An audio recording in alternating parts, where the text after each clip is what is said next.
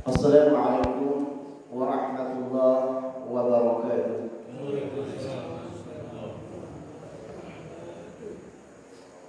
Innal hamdalillah nahmaduhu hamdan katsiran thayyiban mubarakan fihi hamdan yaliqu bi jalalihi karim hamdan kama yuhibbu rabbuna wa yarda.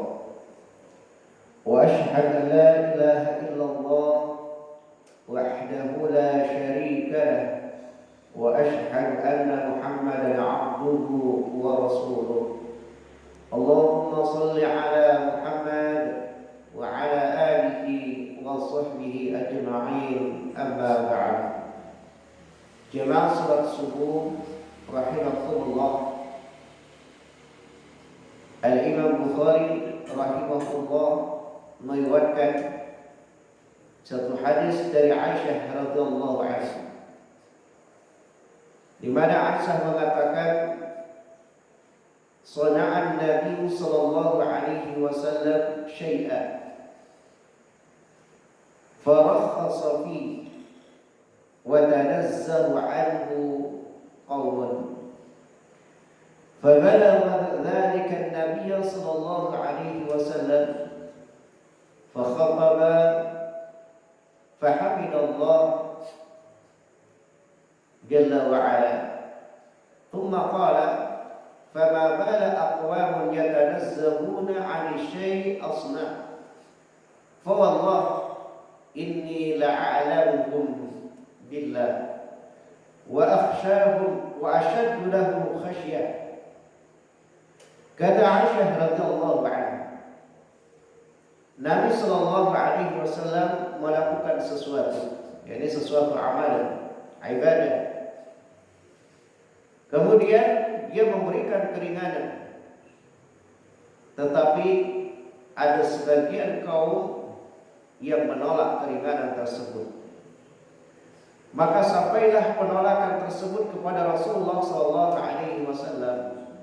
Kemudian Rasulullah sallallahu alaihi wasallam khutbah. Setelah beliau memuji Allah Subhanahu wa taala, kemudian beliau bersabda, "Kenapa suatu kaum selalu membantah apa yang aku lakukan? Demi Allah, sesungguhnya aku lebih tahu daripada mereka tentang Allah, dan aku lebih takut daripada mereka terhadap Allah Subhanahu wa taala." Jamaah salat subuh rahimahullah. Jadi ada sebagian sahabat Nabi sallallahu alaihi wasallam ketika Rasulullah sallallahu alaihi wasallam memberikan rukhsah, keringanan. Karena biasanya Rasulullah sallallahu alaihi wasallam kalau memerintah kepada para sahabat diperintahkan dengan sesuatu yang mampu mereka lakukan dan tidak memberatkan kepada mereka. Karena prinsipnya sebagaimana yang dikatakan oleh Nabi sallallahu alaihi wasallam, yassiru wa la tu'assir. Mudahkan, jangan dipersulit. Tetapi begitu mereka diberi rukhsah, bahkan alasan mereka kenapa mereka tidak mau melaksanakan rukhsah keringanan yang Rasulullah sallallahu alaihi wasallam berikan. Kata mereka, karena Rasulullah sallallahu alaihi wasallam adalah seorang nabi yang maksum, yang dijamin oleh Allah Subhanahu wa taala, yang diampuni dosanya yang telah lalu dan yang akan datang. Maka menurut pikiran mereka, kita sebagai umatnya yang tidak ada jaminan dari Allah Subhanahu wa taala, kita harus lebih bersusah payah untuk beribadah melebihi ibadahnya Rasulullah sallallahu alaihi wasallam. Ada di antara mereka yang tidak mau menikah, mereka akan berjuang terus berjihad di jalan Allah Subhanahu wa taala. Ada di antara mereka akan memanfaatkan malam-malam harinya dan tidak tidur di malam hari. Bahkan ada di antara mereka yang berpuasa setiap hari dan tidak pernah berbuka.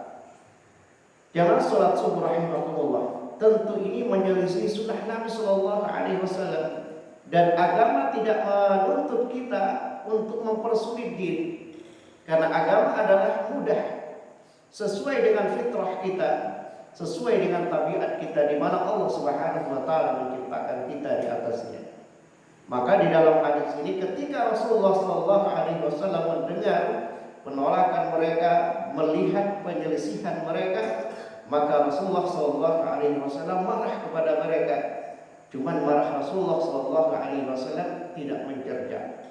Maka di dalam kandungan hadis ini para ulama kemudian menyimpulkan atau mengambil satu faedah. Di antara faedahnya yang pertama bahwa ma'rifatullah adalah bagian dari amalan hati. Jadi ilmu agama, mengetahui ilmu agama, mengetahui sunnah Nabi atau ma'rifatullah adalah bagian dari amal hati kita. Ketika kita mengetahui atau ma'rifatullah, ketika kita mengetahui agama, ketika kita mengetahui sunnah Rasulullah SAW, maka pada saat itu kita sudah beramal, yaitu dengan hati. Sebagaimana Allah Subhanahu wa taala menyebutkan di dalam surah Al-Baqarah ayat 255. La yu'akhidhukumullahu bil-laghwi fi aymanikum. Allah tidak mengadab kalian disebabkan karena perkataan kalian atau sumpah kalian yang tidak kalian sengaja. Walakin yu'akhidhukum bima kasabat qulubukum. Tetapi Allah akan memperhitungkan, akan mengadab kalian disebabkan karena amalan hati kalian, yakni niat. Jadi jamaah sekalian rahimakumullah, yang menentukan diadab dan diterimanya amalan kita adalah amalan hati kita, niat kita. Makanya kata Imam Malik, Imam Ahmad rahimullah, hendaklah kalian senantiasa berniat baik, maka pasti kalian berada dalam keadaan baik. Jadi amalan hati, ma'rifatullah adalah bagian dari amalan hati. Itulah kelebihan para ulama daripada kita. Setelah mereka berbuat dengan anggota badan mereka, mereka sudah beramal dengan amalan hati mereka yang kita tidak tahu. Kandungan yang kedua atau fawaid yang kedua, tidak boleh atau dilarang kita untuk berlebih-lebihan di dalam beramal, di dalam beribadah atau di dalam beragama. Sebagaimana larangan kepada ahli kitab. Allah Subhanahu wa taala melarang mereka untuk berlebih-lebihan di dalam beragama. Kita juga sebagai orang Islam dilarang oleh Nabi sallallahu alaihi wasallam. Baik itu ibadah puasanya, ibadah salatnya, Nabi tidak pernah memerintahkan kita untuk sholat malam satu malam penuh. Bahkan ada jaminan dari Rasulullah SAW, kalau kita melaksanakan sholat berjamaah, sholat isya, maka kita seperti melaksanakan sholat setengah malam. Kalau kita melaksanakan sholat berjamaah subuh, kita seperti melaksanakan sholat satu malam penuh. Artinya apa? Allah Subhanahu wa taala memang tidak memperberat di dalam beramal, tetapi memberikan pahala yang besar kepada kita bagi yang menjaga sholatnya, sholat isyanya dengan berjamaah, sholat subuhnya dengan berjamaah. Ya. Jadi hanya dengan menjaga dua sholat ini, kita seperti melaksanakan satu malam, satu setengah malam. Sholat isyanya setengah malam, dan sholat subuhnya satu malam penuh. Ini pahala dari Allah Subhanahu wa taala. Makanya Allah mengatakan la yukallifullahu nafsan illa wus'aha. Allah tidak memberatkan suatu jiwa melainkan sesuai dengan kemampuannya. Jamaah salat subuh rahimakumullah. Jadi di dalam beragama tidak usah berlebih-lebihan. Yang terbaik adalah al-hathu ala iqtida'i bi Rasulillah sallallahu alaihi wasallam. Kata para ulama, hadis ini juga menganjurkan kepada kita untuk mengikuti sunnah Rasulullah sallallahu alaihi wasallam. Jamaah salat subuh rahimakumullah, dan yang terakhir adalah sebagaimana yang disebutkan di dalam Kitabul Adab, bahwa ketika menghadapi orang baik dalam keadaan marah, tidak boleh mencerca mereka. La itab, kata Imam Bukhari. Jadi kalau menghadapi manusia tidak dengan cercaan meskipun dalam keadaan marah. Makanya Nabi Shallallahu Alaihi Wasallam ketika marah kepada para sahabat ini, beliau tidak mencerca mereka, Justru mereka memberikan satu pelajaran tambahan kepada umatnya, bahwa sesungguhnya Nabi Shallallahu Alaihi Wasallam orang yang paling takut, orang yang paling bertakwa. Apa makna daripada bertakwa? Melaksanakan semua perintah Allah sesuai dengan yang dikehendaki oleh Allah, sesuai dengan cara yang diberikan oleh Allah Subhanahu wa taala, dan meninggalkan seluruh larangannya. Maka ibadah yang paling sempurna adalah ibadah yang dilakukan oleh Rasulullah sallallahu alaihi wasallam.